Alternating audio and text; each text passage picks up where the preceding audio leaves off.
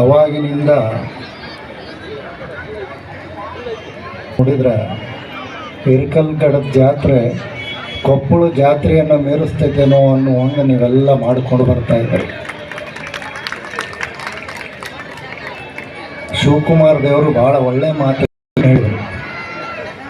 ಮಾರುತೇಶನ ಜಾತ್ರೆಯನ್ನು ನೀವೆಲ್ಲ ಮಾಡ್ತಾ ಇದ್ದೀರಿ. ನಮ್ಮ ಭಾರತ ದೇಶದಲ್ಲಿ ಎಲ್ಲಿ ಹೋದ್ರೂ ಪ್ರತಿ ಊರಲ್ಲೂ ಆ ಮಾರುತೇಶನ ಗುಡಿ ಇರ್ತದೆ. ಕಾರಣ ಇಷ್ಟೇ, ಸಾಂಕೇತಿಕವಾಗಿ ಅವನನ್ನು ನಾವೆಲ್ಲ ಪೂಜೆ ಮಾಡ್ತೀವಿ. ಏನು ಅದರಿಂದ ಕಲ್ಕೋಬೇಕಾಗಿದ್ದೇನು ಹನುಮಂತನಿಂದ ಅಂತಂದರೆ ಸೇವೆಯನ್ನು ಮಾಡುವುದನ್ನು ಕಲ್ಕೋಬೇಕು. ಏನೆಲ್ಲ ಎಷ್ಟೆಲ್ಲ ಬಲ ನಿನ್ನಲ್ಲಿದ್ದರೂ ಸಹ ನೀನು ಕಿಂಕರನಾಗಿರು ಅನ್ನೋದನ್ನು ಹನುಮಂತ ತೋರಿಸ್ಕೊಟ್ಟ. ನೀ ಸೇವೆ ಮಾಡಿದರೆ ಹೆಂಗೆ ಸೇವೆ ಮಾಡಬೇಕು ಅಂತಂದ್ರೆ ನೀನು ದೇವರಾಗುವ ಮಟ್ಟಕ್ಕೆ ನಿನ್ನ ಸೇವೆ ಇರಬೇಕು ಅಂತ ಕಲಿಸ್ಕೊಟ್ಟವ. ನೀನು ನಿನ್ನನ್ನು ಬಿಟ್ಟು ಇನ್ನೊಬ್ಬರಿಗೆ ಪರೋಪಕಾರಿಯಾಗಿ ಅವರು ಏನೇನು ಕಳ್ಕೊಂಡಿದ್ದಾರೋ ಅವ್ರನ್ನೆಲ್ಲ ಹುಡುಕಿ ಕೊಡುವಂಥ ಗುಣ ನಿನ್ನಲ್ಲಿ ಬಂತು ಅಂತಂದರೆ ನೀನು ದೇವನಾಗಿ ಇರ್ತೀಯ ಅನ್ನೋದನ್ನು ಹೇಳಿಕೊಟ್ಟವ. ಅದ್ರ ಜೊತೆಗೆ ಈಗಿನ ನಮ್ಮೆಲ್ಲ ಯುವಕರಿಗೆ ಬೇಕಾಗಿರ್ತಕ್ಕಂಥ ತನ್ನ ಶರೀರವನ್ನು ಸದೃಢವಾಗಿ ಆರೋಗ್ಯವಾಗಿ ಇಟ್ಕೋಬೇಕು ಅನ್ನೋದನ್ನು ಕಲಿಸ್ಕೊಟ್ಟ. ಭಗವಂತನ ಮನಸ್ಸಿನಲ್ಲಿ ಏನಿದೆ ಅಂತಂದ್ರೆ ನಾವೆಲ್ಲ ಒಳ್ಳೆಯವರಾಗಬೇಕು, ನಾವೆಲ್ಲ ಮಾನವರಾಗಬೇಕು ಅಂತ. ನೀವೆಲ್ಲ ಯಾಕೆ ಬಂದಿರಿ ಹೇಳಿರಲಿ? ಯಾಕೆ ಬಂದಿರಿ? ಕನ್ನಡ ಅರ್ಥ ಆಗುತ್ತಲ್ಲ. ಮಾರುತೇಶನ ಜಾತ್ರೆ ಮಾಡಕ್ಕೆ ಬಂದಿರಿ. ಎಲ್ಲಿಂದ ಬಂದಿರಿ? ಮನೆಯಿಂದ ಬಂದಿರಿ, ಊರಿಂದ ಬಂದಿರಿ, ಹೌದಲ್ಲ? ನಾ ಅದನ್ನು ಕೇಳ್ತಿಲ್ಲ. ನೀವು ಅಲ್ಲಿಂದ ಬಂದಿರಲ್ಲ, ಯಾಕೆ ಬಂದಿರಿ ಅಂತ.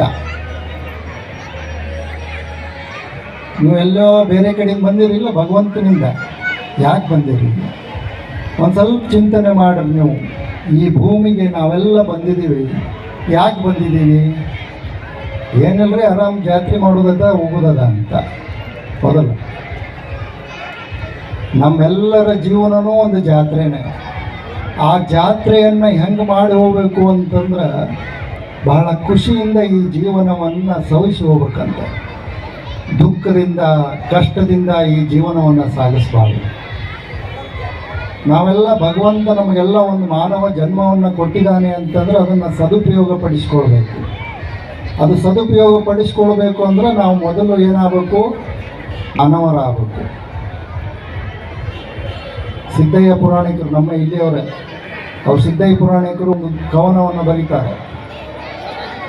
ಏನಾದರಾಗು ಮೊದಲು ಮಾನವನಾಗು, ಓದಿ ಬ್ರಾಹ್ಮಣನೇ ಆಗು, ಕಾದು ಕ್ಷತ್ರಿಯನೇ ಆಗು, ವೈಶ್ಯ ಶೂದ್ರನೇ ಆಗು, ನಿನ್ನೊಲುವೆ ಅಂತಾಗು, ಏನಾದರಾಗು ಮೊದಲು ಮಾನವನಾಗು.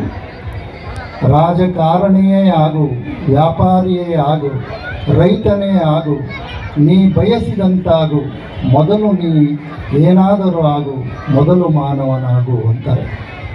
ನಾವೆಲ್ಲ ಏನಾಗಾಕೊಂತೀವಿ?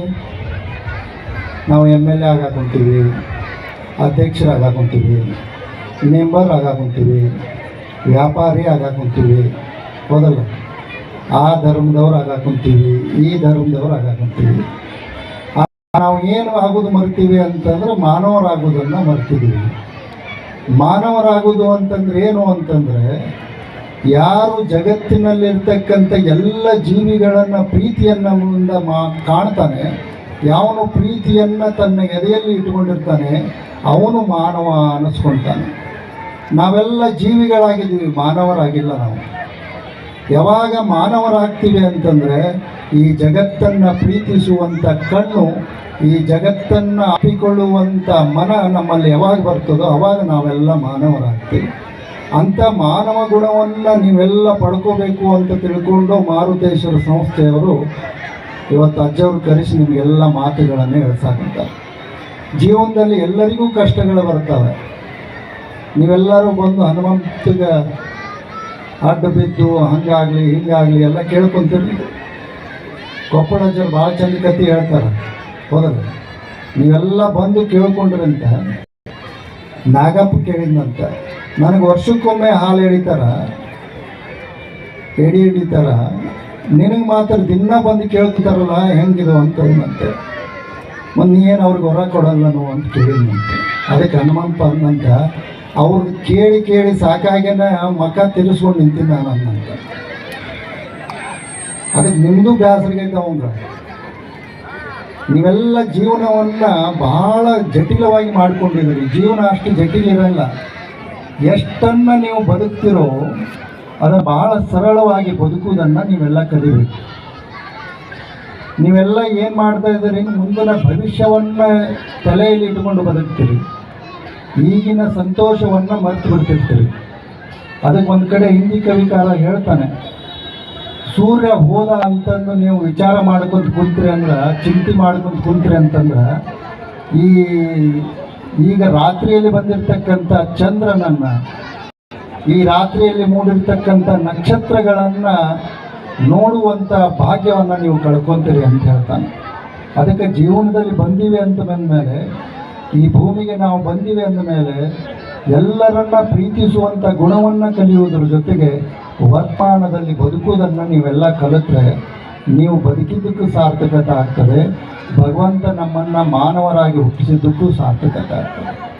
ಆ ನಿಟ್ಟಿನಲ್ಲಿ ನೀವೆಲ್ಲ ಪ್ರಯತ್ನ ಮಾಡಿರಿ. ಮಾರುತೇಶನ ಎಲ್ಲ ಪದಾಧಿಕಾರಿಗಳು, ಸಂಸ್ಥೆಯವರು ಭಾಳ ವಿಜೃಂಭಣೆಯನ್ನು ಈ ಜಾತ್ರೆಯನ್ನು ಮಾಡಿಕೊಂಡು ಬರ್ತಾ ಇದ್ದಾರೆ.